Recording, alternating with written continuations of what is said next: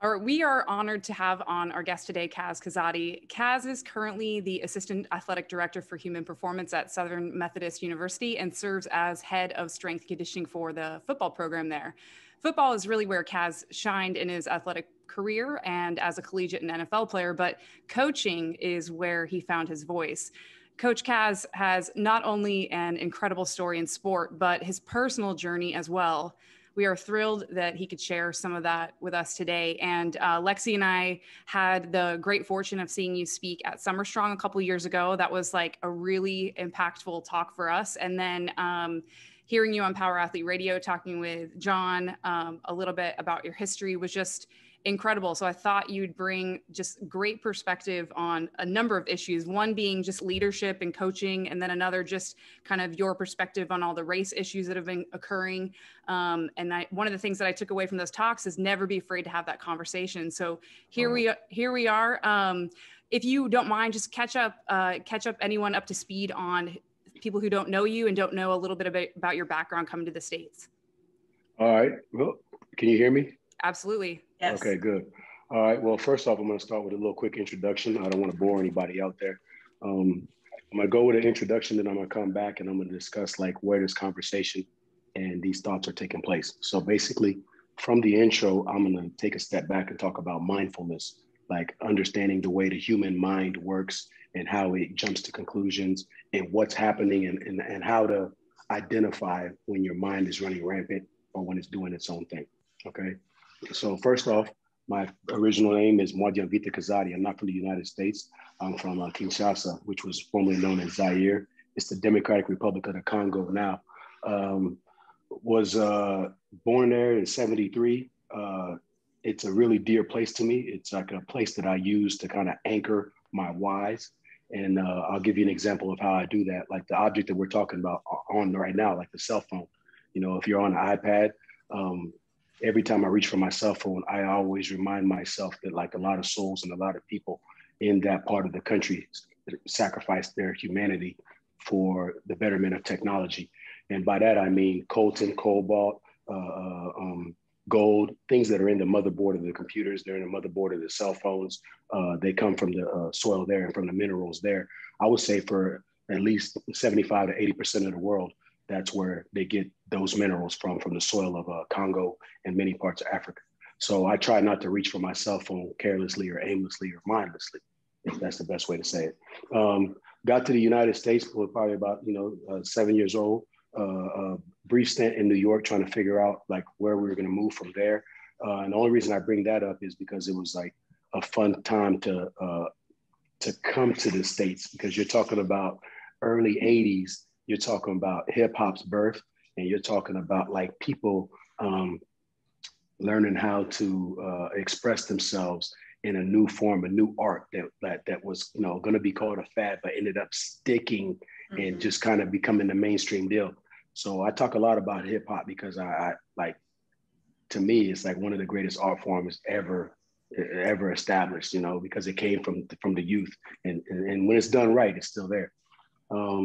Okay, so from there, ended up in the Midwest. And the reason that was tough is because that's like one of the first times I identified, like I look completely different than everyone else. So, you land in the United States, it's cold. You haven't worn a coat before. Now you got a coat on. It's just a lot of different things. You go from a tropical climate to getting here in the winter, trying to exchange money for pizza. You don't eat that type of food, all that stuff. So it was just a real big culture shock. And by culture, I mean, not just different faces. I mean, like everything, the air, everything. I still remember what the air smelled like. I still remember the faces of the people. I still remember my father and mother like packing our clothes up in kind of like a quickness and a haste to get up out of a potential civil war issue and move to the United States. And then so those things are where I anchor myself. By that, I use it anytime I start to feel like something is difficult or I start to lose perspective. I always make sure that I'm anchored to those experiences. So from that, my father was a reporter, and one of the greatest exchanges we had was he got to interview Muhammad Ali before the Rumble in the Jungle, before he fought George Foreman. And another reason I bring that up is because I'm a big fight fanatic. So anybody that knows me knows that I'm like a purist. I'm always watching boxing and watching art of war videos and just trying to see the beauty of the science of martial arts. So he loves to tell me that story, and he used to tell it to me all the time. And the reason that story is so important to me is because you had two men come from the United States to fight in their land of origin. And when they got there, one guy brought a dog, and he just brought his dog. He didn't do anything. He didn't do anything that you could say was hostile, but it was the type of dog that he brought. He brought a German Shepherd with him, and that's George Foreman. A German Shepherd is a dog that's used by the MP, the National Police in that area. So he automatically cast himself as the villain, not knowing it. Excited to go fight in Zaire, excited to go fight in Africa, and he brings his best friend. He brings his dog, but it's a German Shepherd, and that's the police dog, and he's automatically the villain. That decision, that itty bitty decision, said, okay, Ali's the good guy. This guy's the villain. Here we go. So while Foreman was trying to figure out really how he got cast as the villain, Ali was jogging through the streets of Kinshasa. Like, he was literally, the champ was jogging through the streets. So the little kids would stand outside the door and watch the champ jog by. And your parents would let you go run with the champ. I mean, he'll take you on however long he was going, he's just jogging through the neighborhood. And you see images of hundreds of little kids, diapers, shorts on, jogging behind the goat, So it's just like one of those things that sticks in my mind. And I dream about those times a lot because it was just like such an impactful moment. Yeah. All right, so let me fast forward. I get to the States. I end up just kind of like trying to find my way. Athletics becomes like an avenue of expression. And then there were some great men that were in around when I was growing up. And these guys helped me to express myself. Like, hey, you should try football. You should try this sport. You should try that sport. One thing leads to the other. I get a scholarship offer from a bunch of colleges, but the one that I got interested in was in University of Tulsa. And the reason I got interested in that scholarship offer was because the man, Dave Rader, came to my house.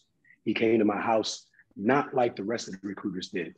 A lot of recruiters come to your house and they got a suit on, they got their whole entire staff with them.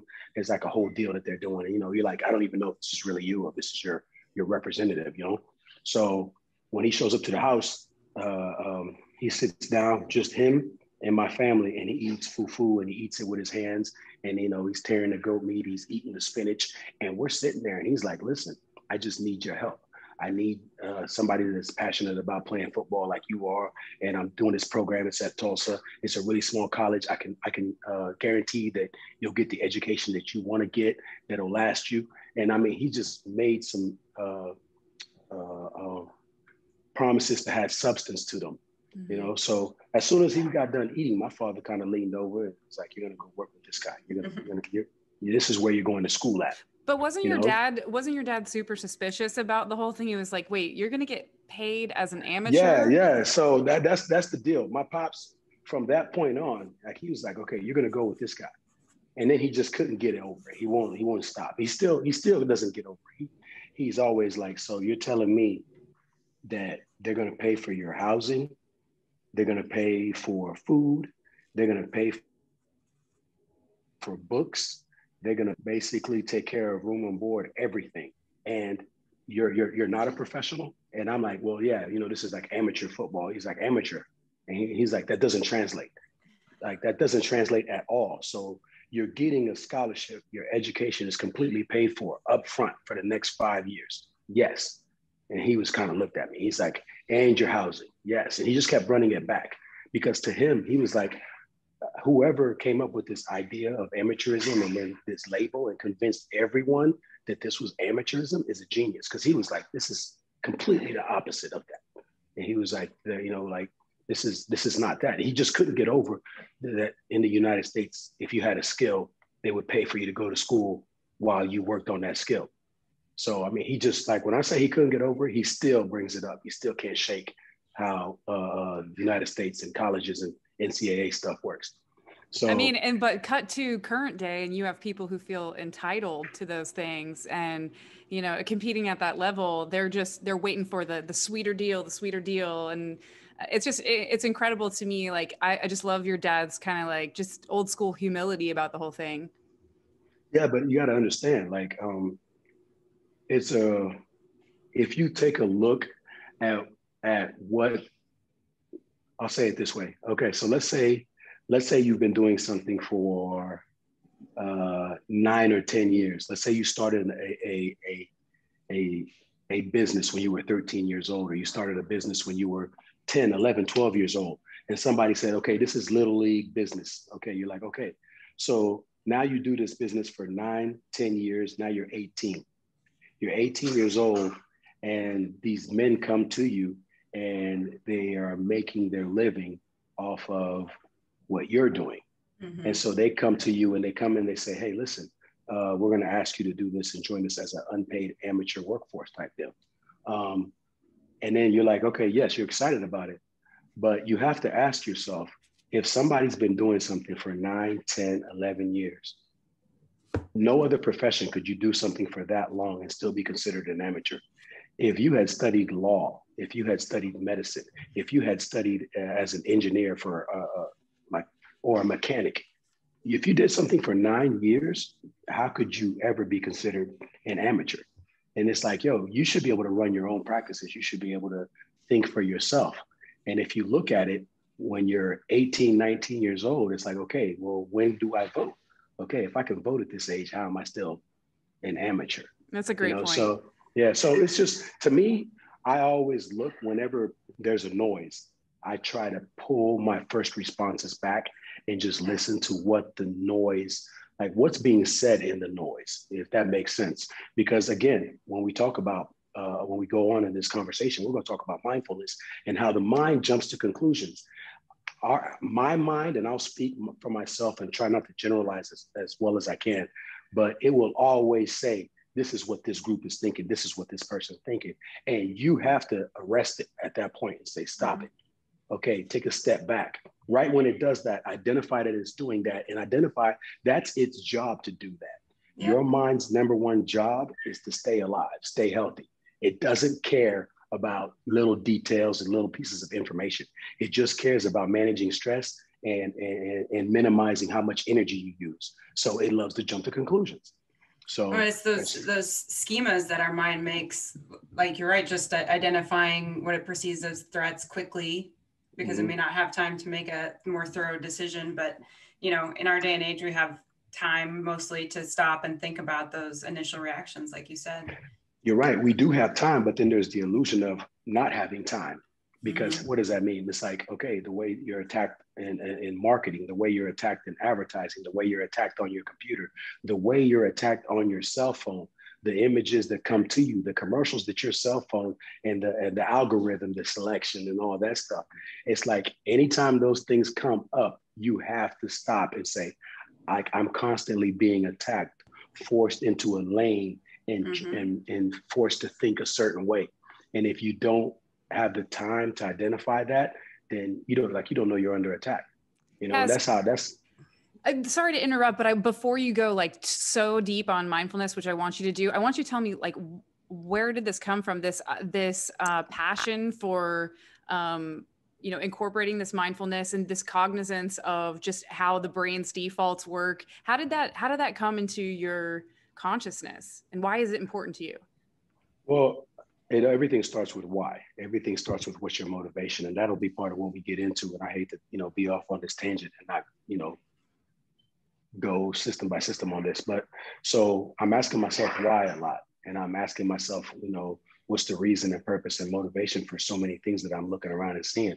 And then I run into like basically a form of thought when I'm just doing research and just struggling to identify why I don't feel at ease with what people tell me. And by at ease, I mean, ever since I was in school, I've always questioned, why are you telling me this? Ever since I was in elementary, high school, college, how can this be a fact? What is a fact? How is this not all hypothesis and all theory? And then basically you're trying to get me to believe your theory. So I fall back, and then the machine continually gets going. Anyway, so that's like the beginning of this, just this seed of questioning, of why and all that stuff. And it's like one of my favorite words, why. And so I get on this plane one day, and I sit down. You know how you get on a plane and you just look around, and we had open seating. I sit down, and I end up sitting next to a lady. Her name is Andrea Lee, and she's reading a booklet from Brown University, and she's reading about mindfulness. And this is like my seat companion. And I'm blown right now. And I'm like, what are you reading? I almost like shocked this lady, like out of her shoes, like, what are you reading? What is, she just starts discussing. And we have this like very poignant conversation about mindfulness and just, you know, how, what is thinking and what is thought and all these stuff. We talk about, you know, implicit biases. We have all this conversation. We actually ended up hiring her to work with us, and I work with the football team and work with the athletic department and talk to our guys and talk to the employees about what's happening when you think you're thinking something, or what's happening when you see an image and all that stuff, and the language of the mind. So it was a great year. Like I learned a lot from her and learned how to pause a lot of some of the questions I had. So let me dial it back. Let me start this whole presentation by saying this. Personal leadership.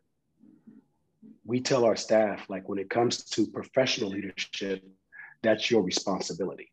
Professional leadership is like, you know, reading articles and making sure that you take your visits and go listen to conferences and clinics and do all that stuff. That's professional leadership. Personal leadership is something that it's like a sink or swim deal. If you don't have the awareness to understand that I am in charge of my personal leadership, like decision making and how I choose to move things along in my life or in my professional life. So personal leadership start out saying this. So again, remember, I'm going to talk like in of the mind. So this is the house. Okay. Now in this room is personal leadership. In another part of that room, let's say in a drawer, I'll say there's motivation, reason, and purpose. And then I'll just go ahead and open these drawers that are within this room, that's in this house of how the mind thinks. Does that make sense? Okay. So basically, when it comes to personal leadership, I'm always going to start out with why, reason, purpose, motivation. So we met at Summit Strong, but I don't consider us like we weren't great friends or anything. So why would I do a podcast? Well, I would do a podcast because I believe in law enforcement, and I believe that when people are saying, hey, we'd love to have a conversation about something that's important, and they're bold enough to ask for a conversation, and then they're bold enough to say, hey, let's discuss race and let's discuss what, I believe it's your responsibility, my responsibility, to enjoy that conversation and interact. So that was the why for me going and saying, if you take a look at the emails, I'm like, all right, yeah, let's do it. Mm-hmm. Like, I mean, I'm not going to think long. So if you're a young individual, if you're a college student or a high school student, or if you're in law enforcement or you're a public health individual and you say, hey, I need your help, boom, that's my why. I'm right there. So to me, that's no hesitation. So it's in every job you take or every job you turn down or how you're acting at work or why you're upset or why you're not upset, whatever. So that's the first layer. That's the first drawer, right? The second drawer that's in that room of personal leadership to me is confidence. And the reason I bring up confidence is because if you take a look at confidence and you change the word from confidence to faith, like you look at the old papyruses and all that stuff, it says, you know, everyone has the faith the size of a mustard seed. Like everybody's born with a certain amount of faith. Faith is confidence. You look deeper in the papyrus and it says, you know, do not forsake your confidence, for it will be justly rewarded. It's written in red, which means the man himself said it. So what that means is basically it's a sin to be unconfident. What does that mean? That means you're questioning your value. You're questioning, you know, like why you're here or whatever. And that's actually one of the worst places to be, is to be unconfident or unfaithful. to whatever it is, your purpose or anything like that. So confidence, I am confident that this conversation needs to happen. So like, because it falls into my personal leadership, this is why you'll get such a quick email response back that says, yeah, what's up? Let's do it. If you take a look at just daily activity, the first thing you do when you get up, you check your cell phone. Some people check their, whatever it is, Instagram, all your engines. Some people are on Periscope, they're on Facebook, they're on whatever. They're checking their emails, they're checking their texts. They're doing all this stuff and checking on other people before they check in with themselves. And that erodes and takes away from your confidence because you're basically giving that up. You're checking on Kim Kardashian before you're checking on yourself. So, confidence is like, it's a choice. It's a choice that you make every single day. You choose whether you want to be confident or you want to be unconfident. So by that, I mean, you choose whether you want to go ahead and take a look at yourself in the mirror and say, okay, these are the things I have to do today. These are the ways I'm going to do them, whatever it is. Take a look at yourself and speak up, talk up to yourself, level up a little bit before you get dressed and just kind of fall into the robot mode of the day. Spend a little bit of time with yourself and you'll find out, this is going to sound really spooky, but so when you look at yourself in the mirror and you say, today, we're going to choose confidence, that little conversation in your mind takes a split second and it lasts for the entire day. And then, so now it's like, okay, now you're working on that. Something happens, you chose confidence early. You chose faith early. Now you kind of fall back on those things. So from confidence, the next level in that drawer, in that room, in my opinion, is intensity. By that, I mean passion, purpose, love. Do you love what you do? Are you passionate about what you do? If you are not passionate about what you do, you need to get the hell out of that occupation as quickly as you can. If you're only doing an occupation because it pays well, you need to move on fast, because what's going to happen is your lack of passion is going to come off and make it more difficult for people that are within the occupation to be successful, because you're going to change people's opinion of what's happening, if that makes sense. If you don't love what you do, you got to go on. Like, don't waste another day at work. At least tell yourself, well, I don't love what I do, but I love the money of what I get from what I do. I love the prestige, or I love the benefits. Love something or be intense about something that ties to your occupation, if that makes sense. If you can't find a reason to be fired up about it, you can't find a reason to talk loudly, proudly, and walk bold and do what's right, then you really got to find something else. And I understand some people aren't in a position to say, well, I'm not passionate about this. Well, you might not be passionate about cutting the grass, but are you passionate about feeding your family? Because if that's what that's leading to, then you are passionate about cutting grass. Does that, Oh, absolutely. Yeah. And we've actually had some of these conversations over the past year with other officers of just like, what is your why? And make sure you know your why, make sure you know your passion. And, for some it's passion for their community, some it's passion for their, the people they work with, or passion for their family, but just how important it is to have that idea in your head, right? Like, don't just come because you're getting paid. Don't just come and say you hate it. Like, contribute something and understand. And the reason for that is because two reasons. One is that, the job is so high stakes, so it's extremely stressful. And the second part, maybe more importantly, is that we're in a servant position. And a term that we've been using is just, we're servant leaders in our community. And so we're highly, there's a contingency of people who really depend on us making great decisions and coming in there with passion every day. And so, that's part of the reason why you have to revisit your why as frequently as possible. And you have to understand, like, the reason to have the why is because that stuff anchors you. One thing, conversations with Andrea, she used to always say, attention and intention. Like, basically energy is the currency, energy. Some people call energy time. And we'd have these conversations and she would say time. And I would like, to me, that's energy. And these were like conversations that I still carry dear to this day, because we're going to do this podcast for around an hour. Okay. Some people would say that's a time measurement. To me, that's an energy measurement because you gave energy to it. And now you're using time as a measurement of energy, if that makes sense.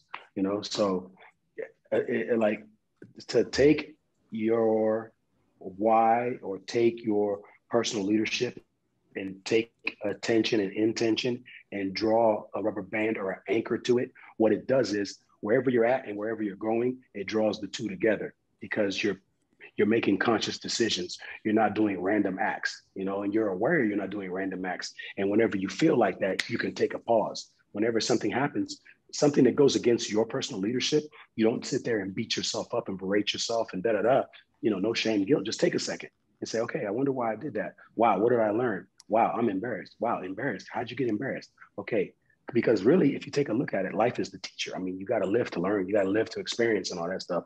So you can't spend too much time saying, oh, how could I? Negative me, da-da-da, da-da-da. You'll have that moment, but you have to give yourself a forgiveness and work through that moment because you're learning, So if we go back to this room and back to this drawer and we open the next drawer, we talked about intensity. We open the next drawer. You're going to find in that drawer is focus. So when we say focus, it's like, can you focus in your occupation? Focus is a skill. It's a really undercoached skill. Being present in the moment, being where your feet are, being where your actual physical body is without your mind ruminating is a skill. It's scientists say, and again, to me, hypothesis. It's a hypothesis. To me, it's not a fact. You're telling me your research, but they say most human beings can't pay attention for over 20 seconds. So right around 20 seconds, they start to take off. Okay, well, if you know that, then right around 20 seconds, right when you start to take off, tell yourself, hey, hold now, take a second, come right back. Don't be too harsh, but come back and choose to focus on the podcast with Callie and Lex. And so that's the thing that's I think it's a lost art, the ability to focus. And why am I saying that? Because of all the ways you get attacked by your cell phone, by social media. People are attacking your focus. They're trying to make you look at something else as opposed to take time to work on yourself. And to what's important. Yeah. Absolutely. Focus is a skill. Focus is a skill. What am I supposed to be doing right now in this moment? Where am I supposed to be right now in this moment? What is my emotional status supposed to be? That's a skill. And it's something that's very undertalked. I love how that connects back to the time being sort of a measurement of energy output and energy currency, because it really does tie back to that. Like if you look at your ability to become distracted every 20 seconds or so, you think about how much energy is then wasted, discarded on bullshit. And it's just so fascinating to me because that's a light bulb thing that I hadn't really thought of, and putting it back to purpose and police work and that kind of thing. It just tears my heart out for some officers or anybody who goes to work and all they do is watch the fucking clock go by and wait until 5 p.m. rolls along or whatever. It's just, you think of that in terms of energy output and energy sort of currency. And it's like, you might as well just hand them your money because it's your body, is your life's work, your life's energy, and it's finite. And so, it's just fascinating to me. I'm gonna say something. It's gonna sound like I'm smoking weed and I'm all crazy and all that stuff. I get it, but check this out. So the energy between us, it's always the most abundant thing in the room. So it's not the furniture, it's not the desks, it's not the people. There's empty space that our eyes can't pick up. That's always the most abundant thing. Some people call that abundant space, they call it culture. Some people try to name that abundant space. Like you'll hear, physicists talk about dark energy and all those things. Well, we have an energy, we're not even in the same room, but the energy between us is palpable. It's there, it exists, So it's like, if you understand how sacred that energy is between a fellow officer or between human beings and understanding the ebb and flow and how to kind of give and take within that energy, I think it's a really special place, But again, it takes a skill to say, hey, like, how is this person perceiving the energy that I'm giving off? How am I perceiving your energy or whatever it is, So how do you get people on that level? The people who maybe aren't as maybe practiced in mindfulness? I really think it's like finding a bunch of different ways to talk about the subject. And I bring it up because I would say I'm fluent in two languages, Chiluba and English. But there's a third language called Lingala that I can pick up on and I can speak. My fourth language that I'm not as fluent in, but I can kind of hang in there, is French. Mm-hmm. The fifth one is Spanish. Why am I bringing those things up? Because I believe body language and true communication is a skill. Communication happens on the front end. Conversation happens on the back end. If we're communicating, we're being proactive. Things are being written down. They're repeatable. You can follow them. If you're conversating, then there was a mistake when you were communicating. Let me ask you something, because I've learned in my adult years a second language, and I found that body language was actually a really helpful tool to learn the language, because you could watch people talking and you're like, okay, I know that they're talking about something exciting, or maybe it's the story I've heard before in English and now they're telling it in a different language, and pick up on that. But I think if you're just focusing on the words, like themselves trying to learn it, it's not as easy as if you just tune into somebody's body language when they're speaking. Would you find that kind of true? Yeah. Absolutely. Absolutely. Especially coming to a place where I didn't understand or didn't know the language and having to pick up the language. It was always body language, and it was always the energy that was coming off of whatever the person was saying that lets you know what state they're in or whatever they're trying to communicate, you know? And then that's when the art of communication really became a big deal to me. Was if I didn't understand something, or let's say between us, like we're having this conversation right now, it's more important for the people that are out there to understand what I'm saying than it is for me to say what I'm saying. Mm-hmm. If you don't understand what I said, then I didn't communicate. Mm-hmm. So it's like, what does that look like? What vocabulary do you pick? You know, what tone? All those things are important. Who's in the room? If I'm coaching a football team, my body language is completely different than if I'm coaching a tennis team.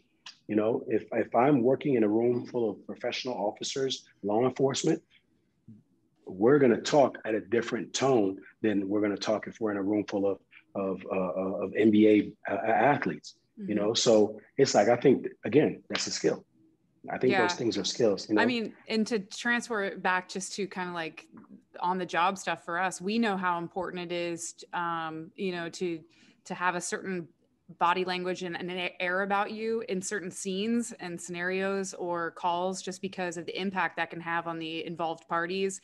And, you know, it's funny because depending on what you look like, including male, female, sometimes a female is exactly what you need to go in and cut the testosterone a little bit. Think just that, to use that as an example, it's because, you know, generally in a way, just the way we carry ourselves. So true. Don't get me started. I'm trying to tell you right now. I'm gonna tell you right now. I believe, and this is me getting on my soapbox up there. I'm up there. The problem we have in society is most of our leaders are male, and it's a disgusting deal. It's a disgusting deal because we're off balance. So you're telling me that all of our concepts, creation, ideas, and philosophies and things that we consider to be facts and are coming from one gender? Stop, man. That's a bad deal. That's an awful deal. If you take a look at the history of the United States presidents, there's never been a female president. That is alarming. That is alarming. Like, that to me is one of the biggest red lights ever, because you're saying that this population here is not fit to lead, and you've capped them. You've capped females. You're not fit to lead. I'm going to refer to this scripture that says women shouldn't blah, blah, blah. Man, listen, no, because if you go back into like antiquity and you take a look at what women were doing then, and you take a look at what kings, who they would sit and conversate with and get their expertise on or get advice from, it was the women of the culture. You look back at ancient Egypt, and you look back at the mighty Cushites that overthrew Julius Caesar, he had to come to the table and he had this talk to the women of Cush. The queens of Cush had overthrown Julius Caesar. Like he had to come talk to them. You know what I'm saying? So it was like, if you take a look before the whole witch's hammer type deal threw off, like it was women. And you take a look in the Bible and you're reading and you're like, man, okay, there's not a lot of women in the Bible, but the one that is called dearest to him. Mm-hmm. And it's like, okay, so where are the women? And because they're not around, that's where you see most of the problem, because I really believe they would look at another person and be like, that's somebody's son or that's somebody's daughter, as opposed to whatever that is. It doesn't mean that they're all good. It doesn't mean that, but I'm just saying that it creates balance, is what I'm saying.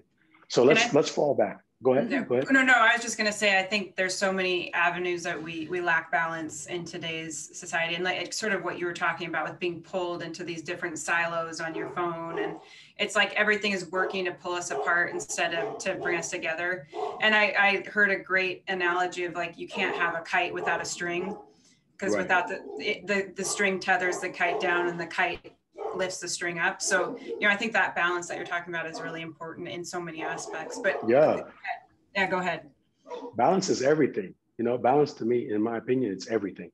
So if we go back to that room in that house, if we go back to mindfulness and we go back to that room of personal leadership, and we go back to that drawer, and we're in there, we're opening that drawer up. The next thing after focus, in my opinion, is emotional stability. Emotional stability, the ability to be the same person each and every day. The ability to identify when you're having an emotional response to a conversation or an emotional response to a situation. You're supposed to drop your cell phone. You're supposed to get a flat tire. You're supposed to have a couple of financial situations. Things are supposed to break down. Like if it's an object, it's supposed to get old and you're supposed to repair it or replace it, So there are certain things that are happening in your life that are supposed to be there. We like to call them problems, but they're not problems. It's just called life. So it's like, the problem is not the problem. The problem is how you're responding to the problem. So these things are put in front of you and you're supposed to respond a certain way. When you start responding like, why me? Oh, me. I can't believe this that's happening to me. Why not you? You are not allowed like any less hell than any other man. I'll give you an example. Is like the pipes burst in my house when we had that little ice storm in Dallas, Texas. I mean, it's really easy to be like, oh, but at the same time, it's like, I have insurance.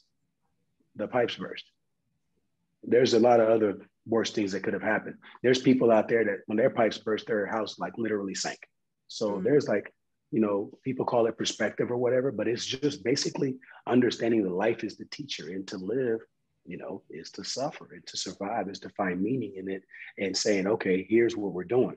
So emotional stability, another analogy for emotional stability is like, if you take a look at us as human beings, we're all on a journey. We all originated from somewhere. We were all born on some date, and then we're all on this journey and we don't know where we're going, but we are passing through time. So it's like, okay, your journey started, mine started in 1973 in Kinshasa. Where is it going to end? I don't know, but I do know this. Anytime a vessel is traveling, lets any kind of outside entity inside, it sinks. So I do know if I am a vessel and I'm traveling and I've had a destination that I'm going to and a point of origin, the one thing I can't let inside of me is water if I'm a boat, or I can't let air if I'm a plane. So in my personal leadership opinion, what can I not let in? Other people's opinion, fear of just other people's. That's the deal. You start becoming like somebody, you're afraid to fail. So now you're afraid to make a decision. You're afraid that when you go back to the office, someone will say, well, you decided to side with this person. You decided, no, I decided to do what was in our best interest and do what was right, because there's three different types of choices: wise, right, and wrong. Sometimes the right decision is not the wise decision. Sometimes the wise decision is not the right decision. But those three choices are like how you choose things to do. you know? So it's like emotional stability and understanding that I have to make sure that if I can control my emotions in that time, I have to. One thing we tell our athletes is, I'm not going to have a bad day. I might have a bad moment. I might drop my cell phone, but never will I ever say, I had a whole entire 24 hours of a bad day. That's a pretty big egotistical statement to say, you had an entire bad day, 24 hours? You got to prove that, because I mean, that means you went to sleep. I mean, it was midnight, all the way to midnight. Come on, man, chill out. You had a couple bad moments and you decided not to let one go. So now you're holding a freaking grudge, and now we got to sit there and hear all about your little yeah, and all that stuff. You know, as a professional, I'm gonna tell you this: there's been much better coaches than I am. Much more better coaches than I'll ever be. Most of these guys have been fired. Most of these Hall of Fame coaches have been fired. So who in the hell am I to act like, if I ever get fired again, to act like, I tell you right now, I wear it like a badge. I wear it like a badge, because it's like, okay, what did you learn? What did you learn? How will you function? Okay, how much time and energy are you going to spend on bouncing back? How are we going to do this? Now, that doesn't mean that it's not difficult. That doesn't mean it doesn't burn a little bit, but at the same time, learning to think right is a skill. Yeah. And to give the power to be in, especially in like the career field that you're in too, to give all of your energy and power to somebody who's making these decisions based on a winning or losing season is just, you know, you're relinquishing exactly what you talk about, which is your emotional stability, your focus, your passion. You're basically handing that over to the person who says, all right, like we're revamping the team or whatever. You know, you give them the power and you lose yourself in that rather than kind of allowing it to elevate you. Maybe if you don't understand the currency of every day. You see what I'm saying? It's like every day, getting up every day and saying, be the same person. Here is your drawer. This is how you're going to conduct yourself. This is a code. This is a code that I live by. These are for an intensive, like this is my Bushido. Like this is my monk. This isn't just things like I kind of say, because again, action doesn't, words don't lead to behavior change. So just because we're talking right now, somebody out there isn't going to hear it and say, hey, you know what? I'm going to change my behavior. Like you have to have a certain level of motivation to lead to behavior change. There needs to be a trigger. That trigger can be getting fired. That trigger can be something negative happening that triggers a motivation for you to change your habit. You go to the doctors, they tell you have high cholesterol. You go to the doctors, they tell you, hey, you have whatever. Now that triggers you to change your behavior. If you want to lose weight, okay, how do you go about it? But I say all that stuff to say, like understanding like the importance of every day. Like you'll have these old, I don't want to say proverbs, but sayings where it's like attack the day, carpe diem, blah, blah, blah. My personal one is feed the baby.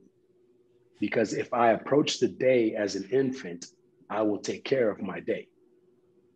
If I approach the day as it needs me to nourish it, it needs me to pay attention to it, it needs me to love it, it needs me to grow this day up, then when I look at the end of 365, I would have nourished the 365 babies, or I would have nourished just one baby over and over well enough that it would have grown up to be whatever I put into those days. So to me, in my opinion, that's where the power is. You know, that person that's looking at the outcome and looking at whatever, I don't feel like they're educated. They're looking at the end. They're looking at the end of the race, but they haven't seen everything that's happened in the dark. You know, so it's like, in my opinion, they really don't have that. So, and that really goes back to what you're talking about energy and time. And, you know, if you look at each day like that, you are putting the energy towards that day. You're not wasting it. You're not letting it go by on a cell phone or get sucked into something. You really, like you said, nourishing it. I really love how you said that. That's great. And I love that you said you're not using it on a cell phone. Again, just being aware of why am I reaching for this thing that basically has been like tied to my subconscious. Like this thing has made it so we always reach for it. I messed around now, I have my music on it. I can check my bank account on it, but I need to be aware of when I'm doing that. For the last couple of years, I just went ahead and dropped all my social media stuff because I was like, why, what am I doing right now? Mm-hmm. So again, spending time, spending energy on those things.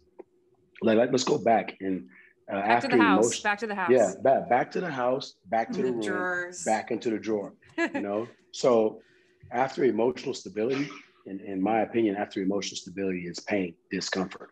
Like, am I willing to deal with the discomfort that comes with this decision? Am I willing to deal with the pain that comes with this decision? Do I understand that pain is information? Pain comes in many different shapes and it comes in many different forms. Fear can be pain, fear of pain. All those things are information. It's just, okay, moving your family. You're like, oh, I don't know if because it's discomfort, because now you got to pick these things up and pack these things and do all that stuff, spend a lot of what? Time and energy in that. So pain, like if you take a look at anything that's worth having, it all comes through pain. By that, I mean, you take a look at the way mothers and babies interact. You know, she carries this individual that she does not know for 9, 10, 8, 9, 10 months. She doesn't know this person, but she loves this person. Why? Because of the discomfort. It's just a training camp of sorts that they just go through together. And then at the end of this labor, there's this person, this being. And now it's like they've been through the greatest tutoring, the greatest classroom ever, is that labor and in that giving birth and in that raising. You know, as a man, the only labor we go through is work. They call work labor. Why? They could have picked any other word. So what they're saying is, at the end of this, I'm giving birth to something. The labor force, you're laboring. Why did men pick that word? That's not our word, but we sure did pick it because we want to be able to give birth to something and raise something up and say, look what we labored to do. Mm-hmm. That's you know, come on, that's crazy. You know, so you learn a lot from women. You learn a lot from that because it's like all this pain and all this discomfort, and they have this beautiful thing. Okay, yeah. You take a look at precious metals, alchemy, you know, heating up a rusted object, and now it's like it's purification. Now it's expensive. You know, everybody knows, no pressure, no diamonds, whatever. It sounds cool to say, but again, pressure, stone, pressure, expensive stone. Again, so it's like, so in your own personal life, in my own personal life, I almost welcome the pressure because I know I'm going to go through something and come out refined. Another analogy for me personally is training. I hate to train. I'm not the guy that's hopping up being like, man, let's go get this lift. I'm not that dude. I'm not the guy saying, hey, let's go hit this heavy bag. Let's go get this run. I'm going to do it though. Why is that? Because I want to nourish my day. At the end of that year, at the end of that week, month, whatever, I won't feel like I'm losing confidence because I didn't choose to do that. Mm-hmm. You know, it's this whole drawer containing pain and discomfort takes me back to some of the things that you talked about on a previous podcast.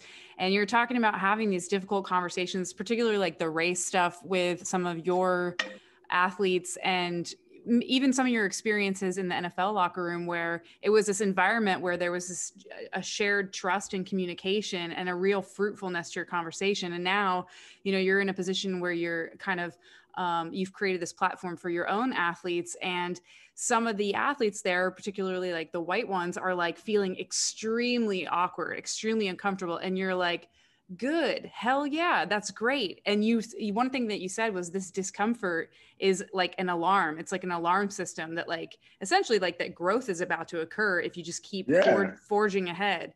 And I thought that was so cool. And you were like, allow yourself to feel that cognitive dissonance and like that, you know, talking about, you know, particularly, and if you want to touch on this, please feel free. But basically, you know, you have like these white kids that are like, look, I've never been racist. I don't feel any different from Black kids that I play with.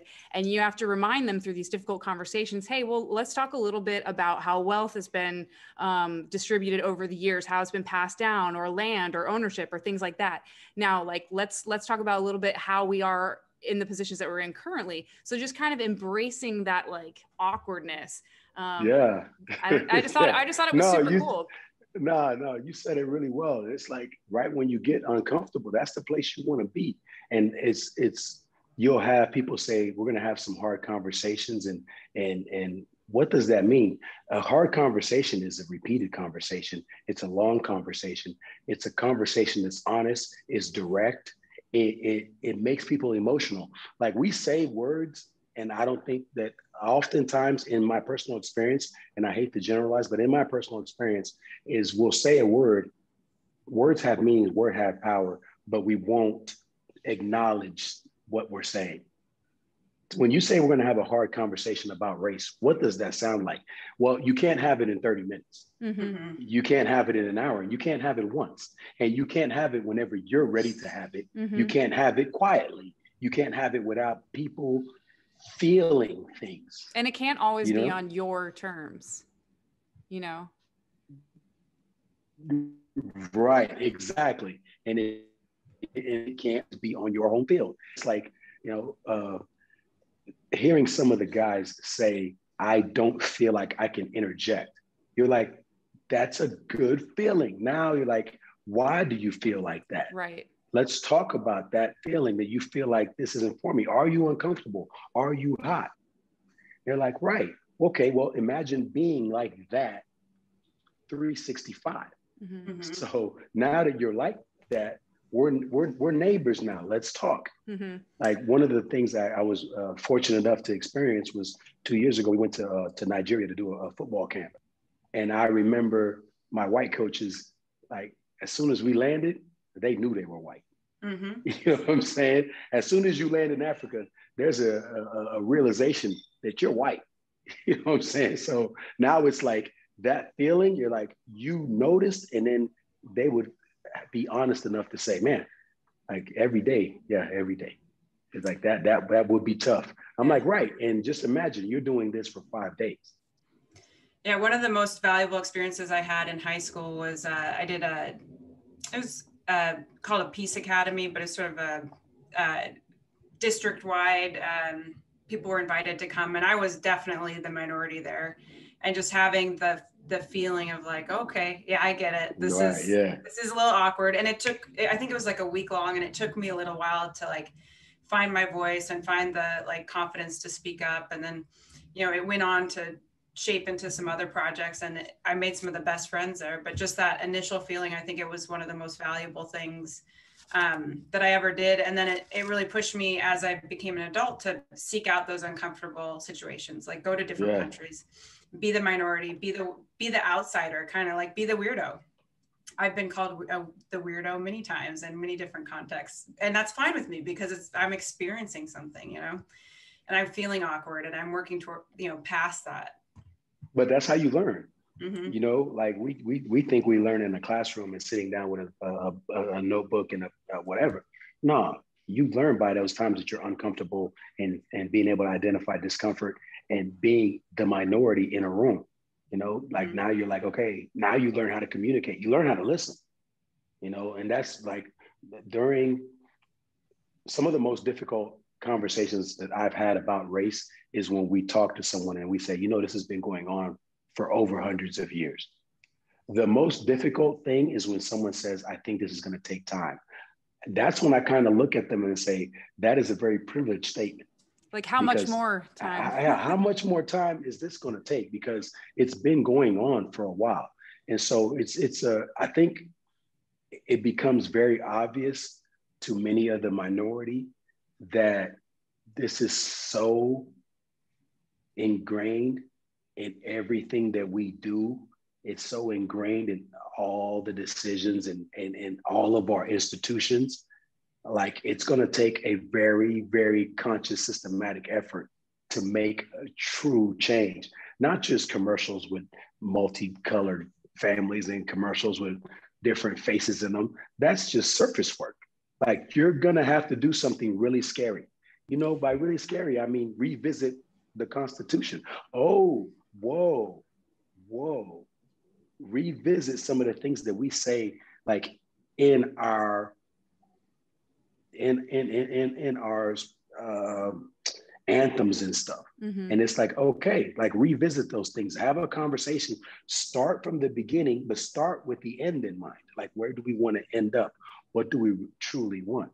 And I think those are real, they're difficult, but they're needed conversations. And another, you know, and I think in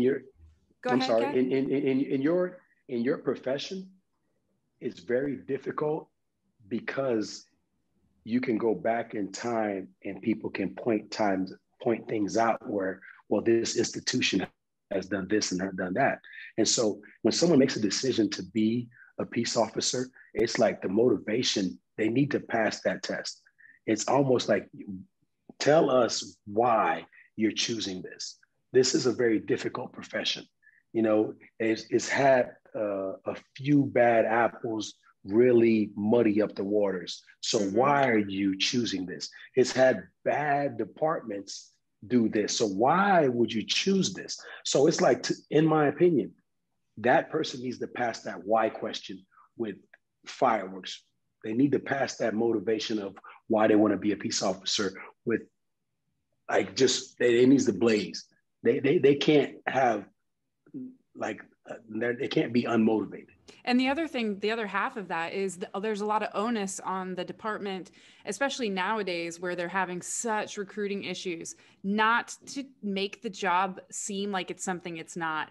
You cannot change the job to look even more appealing because you're going to attract a personality type that is not going to have the longevity, the motivation. As soon as they step into it, they're going to be like, oh shit, this is police work. Oh, it's dealing with people who you have shit on themselves and you know, vomit on you and all this stuff, or try to punch you in the face. Like, to say that it's all rainbows and butterflies is also not the greatest way to attract that personality. You need a resilient personality. You need someone who is a servant, you know? And so I think that there's an onus on the department as well. And then another thing that I wanted to touch on is you were kind of talking about, hey, let's talk about, you know, the struggles that have been going on for hundreds of years. And it jogged my mind back to one of the things that you said on another podcast, which is, you know, you talked a little bit about Black History Month and you were like, cool, Black History Month, so be it, that's a thing. But you wanted to talk about the real history of Black people and Africans and talk about what about the you know, thousands of years leading up to that point of where Black History Month and racial divide in, you know, the 60s and all that stuff, like when that really came into play. Let's talk about like the amazing things that have been done, but that's not even in the picture. So I thought that was interesting. I love that you brought that up because one, it means like, you know, like really you listen to that podcast, which is awesome, you know what I'm saying? But it's like, again, going back to this, the way my brain was working at the time is like, you know, asking these questions like, why am I being taught this? Like, you're sitting in a school, you're sitting in a room and someone is talking to you about George Washington Carver, he invented peanuts. That's great. You know, so for this 1 month, we're going to talk about George Washington Carver. We're going to talk about these guys. And if you take a look at it, history itself, you're talking thousands of years. The cradle of, you know, if you look at the cradle of civilization, you go directly to Egypt. And then when you're in Egypt, you take a little bitty skip a few miles away and you're going to end up in Kush. And you're going to find out, like, what is Kush? What was it actually known as? It was known as Nubia. So the Nubians, who were they? What was happening? And it's like, once you find out how much life, how much like the impact of the world came across on that Nile River and what was happening, like what was the Great Pyramid? What is the Great Pyramid? How come we can't build another one of those things? You know, and why was it built so close to the Nile River? Why is it on the river? And then you find out, like, it's not like in the movies where there's like bedrooms in there and all that stuff. Like, you know, you're finding out like this might be a generator, like a huge battery. And then you find all these things, whether it's engines, like grinding gears, or you find like batteries themselves, and you find all this stuff. You're like, well, what the heck was going on that long ago? Like that long ago, you find some images that I think will make you question every single thing you've ever learned in your educational system. Yeah, it kind of it dwarfs the peanut a little bit, doesn't it? You know, I love peanut butter. I have it every day, but you know what I'm saying? But it feels very surface level, doesn't it? It does, yeah. And it's kind of like what you were talking about before of like, all right, we're all addressing the problem because we're putting up all these advertisements that, you know, and we're talking about Black History Month for a month, and, you know, everybody's putting up squares, but I feel like there's a lot of conversations that are just being missed because people are so in their lane of it's this way or it's that way. And these longer form conversations where everybody's feeling uncomfortable and aren't happening. Sorry, go ahead. You know? No, so I love how you're coming about this, and that our growth comes in the discomfort. And I think that is a huge key point. Kaz, do you think that some people too, you know, we talk about these really difficult conversations and how, you know, the Black Lives Matter movement and everything. Do you think that, you know, I feel like there's a lot of people who want to show that they are part of this progressive movement are not having those conversations. And that, no disrespect or anything, but I also think that some people are doing it out of, in a way, fear. Like they're motivated by a fear of maybe being perceived in a certain way if they don't, right? Like, does it hit you as somewhat disingenuous? Like that's kind of how it hits me sometimes when I feel like it's like a very superficial thing, you know? Well, I mean, right now it's like, that's what we do, right? Your mind, everything has to be in a label. You got to be able to categorize things. So if you're not quote unquote anti-racist, then what are you? If you're not going to be out there in the streets and you're not going to be saying this is wrong, then are you agreeing? And so I think in that that uncomfortable moment, that's where you're seeing people say, okay, I'm going to be uncomfortable. And I think sometimes that looks like it's disingenuous when it's just truly discomfort. And sometimes discomfort can look disingenuous. It's like the look on your face, like I'm going to speak up for a group of people that I'm not. Mm-hmm. You can look like a little bit awkward.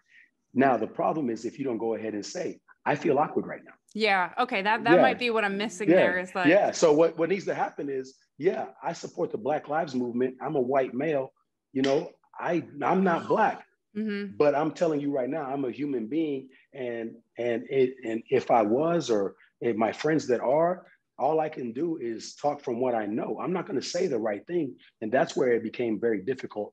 I think you had people that were trying to get going, but then all of a sudden that cancel culture, like if you misspoke, boom, you misspoke, boom.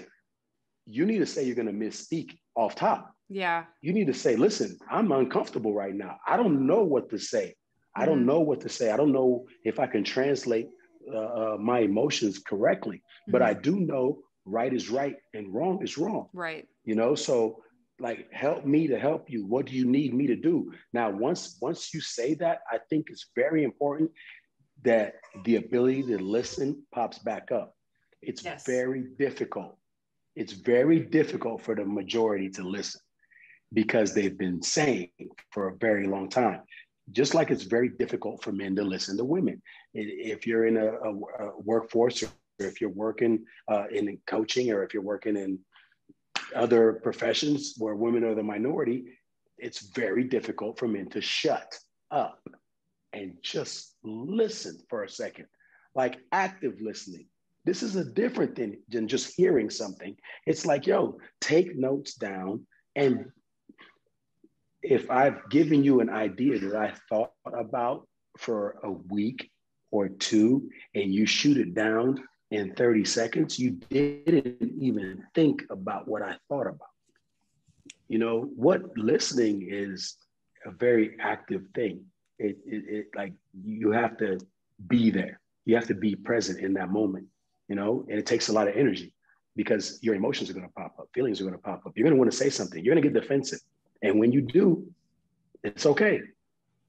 But we have to be able to work through that, I think, is what you're saying. Is like we can't stop at the discomfort, which I think is kind of, I've never thought about it this way, but I think that might be where some of the cancel culture comes in is somebody gets uncomfortable with somebody else's opinion and they're like, nope, you can't say that. Right. So you never work past that initial opinion, that initial discomfort. Right. You're really just you're canceling the conversation is what you're doing. Absolutely. And I mean, we've had like little groups where it's like, hey, the coaches want to get it together and they want to have a conversation. And as soon as something is said that rubs somebody the wrong way, that conversation could turn in any kind of direction. But the bottom line is we need to come back to the table and continue to have these conversations. You can't not have it anymore. And if you think about the steam that was coming off as soon as the execution of George Floyd was like shown on TV, it was like everybody was like, we need to cut. It's mid-March. Do you think we have the same momentum that we had at that moment? And why was it that moment that created the steam when something like that has been transpiring for a while? It's been happening for a while. So it's like, how do we maintain momentum? And I really believe we maintain momentum by calling each other on our crap. You know what I mean? By really calling it out and pushing through the quote unquote difficult times. But you got to be balanced to do that. You can't push through difficult times if the people in the room aren't balanced. If I'm discussing feminism and it's just one man in there and there's 30 women, we're not having a conversation on feminism. We're not, because there's no balance in the room.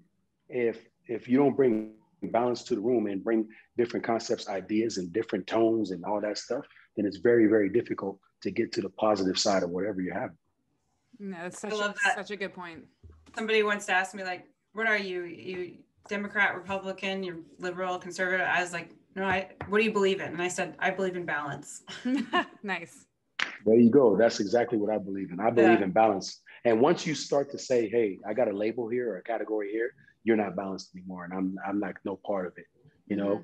And I love the fact that you guys brought up the conversation of history, because that's where I believe when you talk about race, the war is in history. So when you talk about race, the actual fight is in what's written down and what's being taught. Mm-hmm. If you look at Washington, D.C., if you look at the money, if you look at the images on the dollar bill, where did these images come from? What are they? When you look at them, you're like, man, these are all, again, Egyptian images, mm-hmm. Kemetic images. When you look at the way DC is built and you look at the monuments, where did the idea for these monuments come from? You trace these back thousands of years to, again, the cradle of civilization. And so you're like, man, where did this come from? Like, how long has this been around?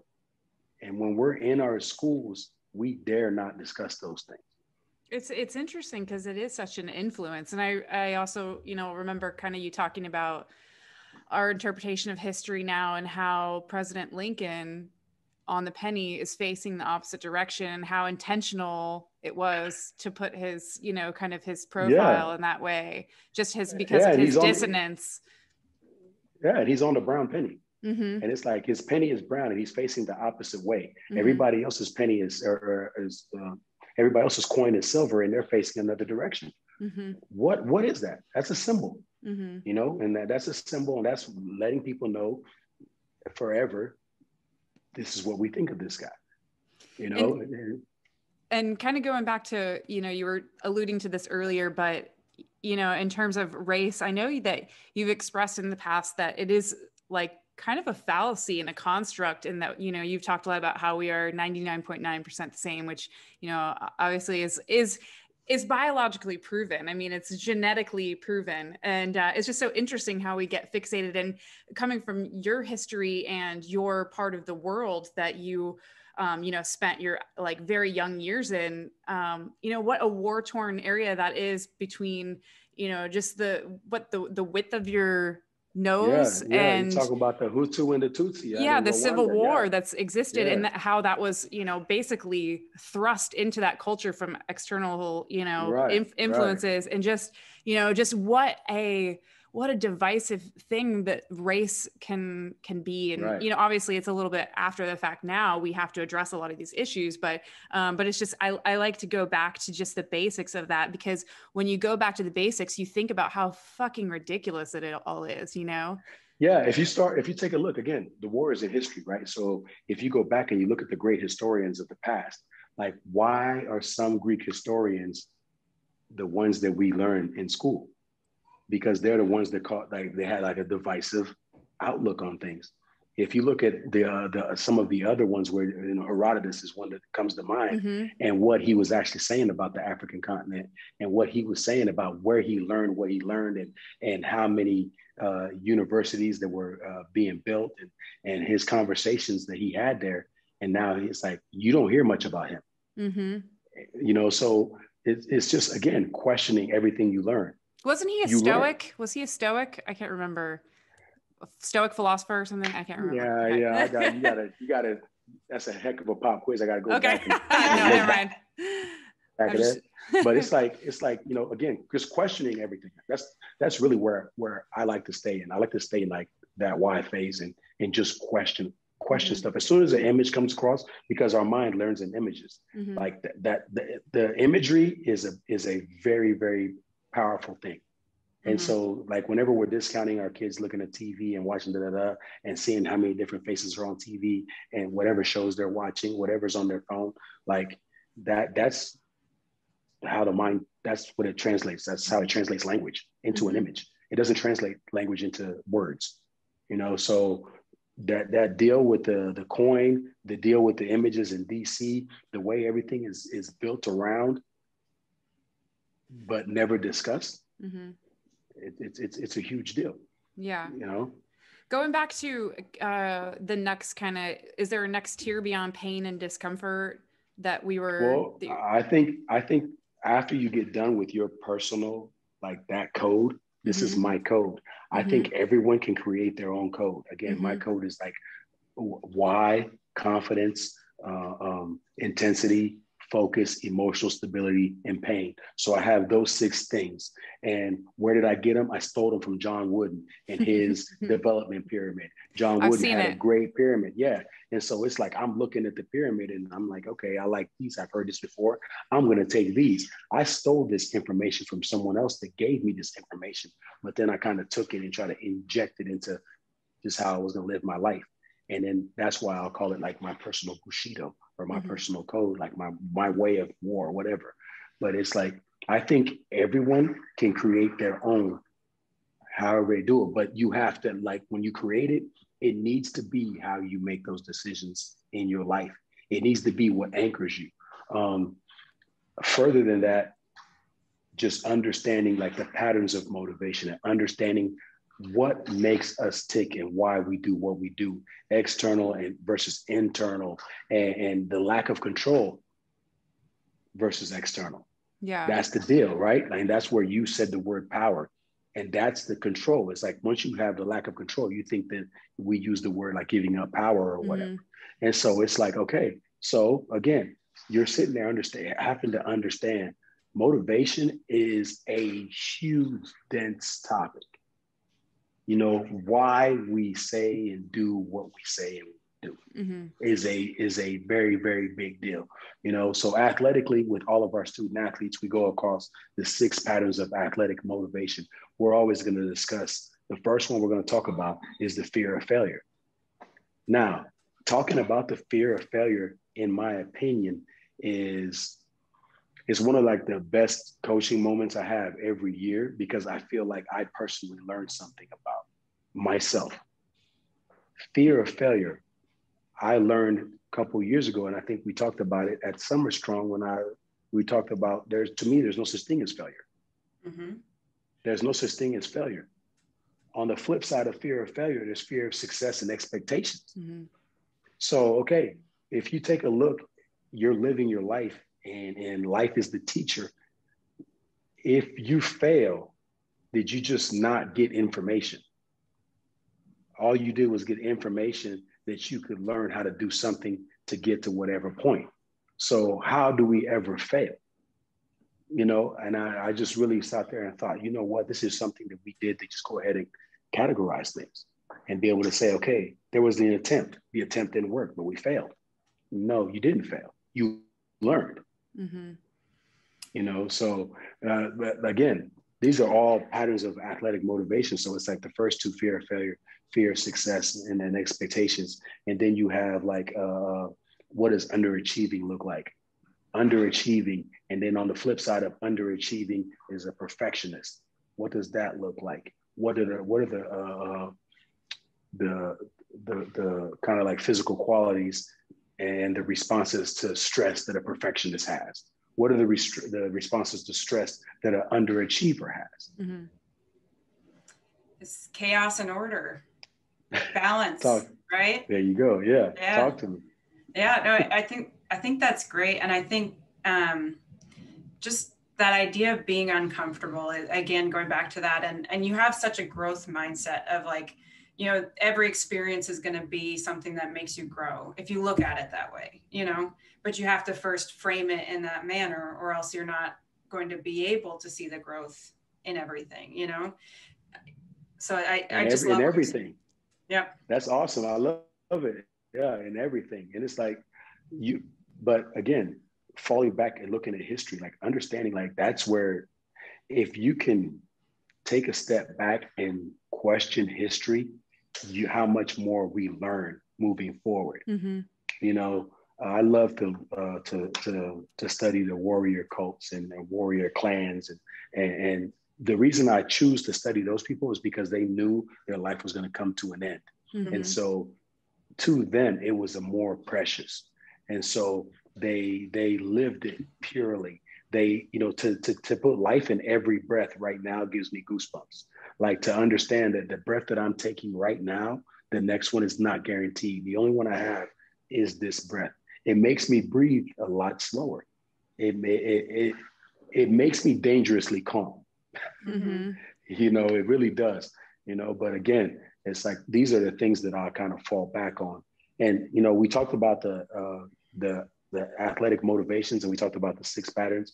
And I'll leave with I'll say the last 2 just to make sure the audience gets them. It's like, learned helplessness and learned effectiveness. So learned helplessness is learning how to blame society and learning how to blame systems and learning how to blame whatever. And that's a tough one for me, because as a Black male, I'm like, well, am I being helpless if I blame the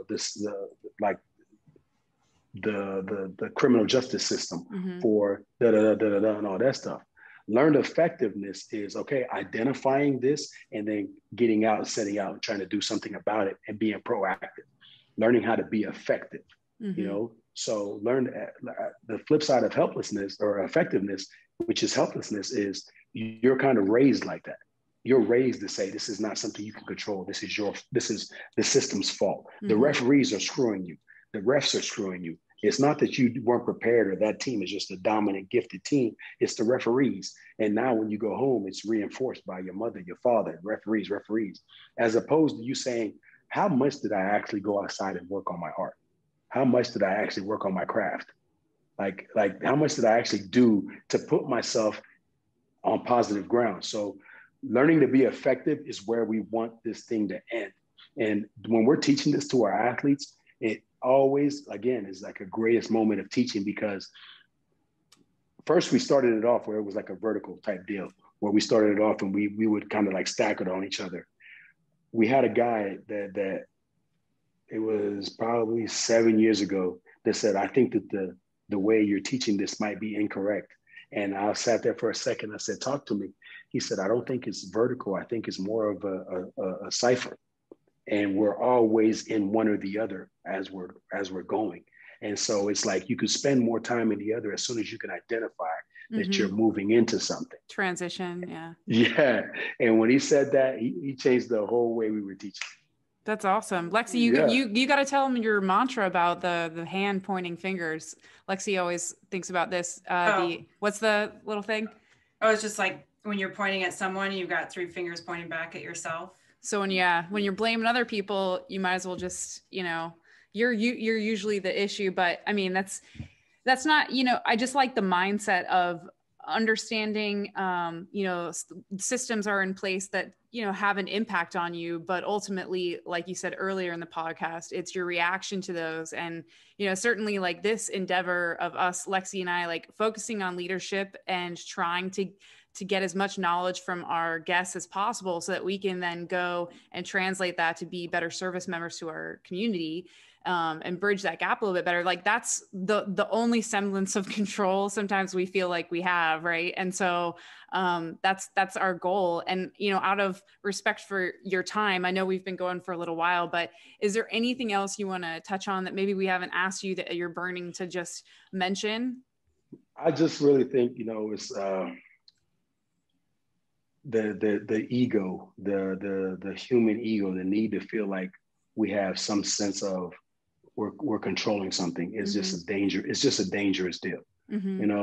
It's when you're serving, if you're going to take a public service job, like we have to do a great job of making sure people understand how uncomfortable that occupation is going to be. And you are going to be a servant. And I think personally, it's my opinion that when they say like a servant leader, it's like, okay, you're trying to make this sound better. You're trying to make it sound more like you have control, and when it's not that, you are a servant. Mm-hmm. Now, what does a servant look like? How does that feel? A servant listens a lot. A servant makes sure he does and she does things right the first time. A servant is always checking. A servant is always asking if you need something. A servant is always looking to make sure you're good, the community is good. So that's a difficult, big, powerful word. Why is that? Because you're saying, I'm going to serve, which means I'm not in control. Mm-hmm. There lies the fear. That's why you'd have men say they throw leadership in there, servant leadership, because that's a man's term, and it's just like, I think that's like the only thing that concerns me a lot about some of the things that we end up, even in coaching. Am I in charge? I don't know. Like, let's say things are going well with the student athletes. Am I in charge or are they in charge? I don't, am I serving or am I leading? It's, it's. I know, I appreciate it because it gives us a lot to think about in terms of, in terms of back to the why and the selflessness of it, really. Like, can you really call yourself a servant? Sorry, Lex, to interrupt. Well, no, I was going to say, I think that really ties in. I think you're absolutely right. In our profession, it is incredibly uncomfortable. We have a lot of pressures from our community, from the people who decide our budget, from our, everybody who has a say in what we're doing and an opinion about how we do it, right?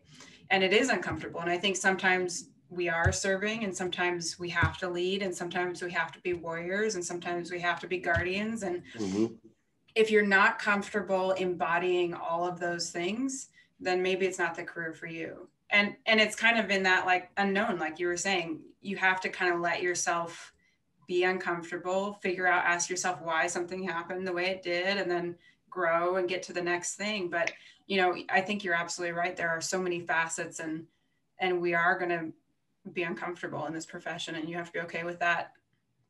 When you go to work, like I love to do this, is like walk in the building and I look at a sign and I always think, whoever put this sign up, what was the intent? Mm-hmm.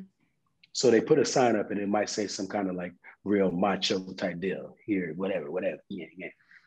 But when people walk by that sign, do they read it? Do they pay attention? What we're doing on this podcast, what we're talking about is changing behavior. Mm-hmm. And information leads to behavior change. So information leads to it. There needs to be a clear trigger, a motivator to change behavior.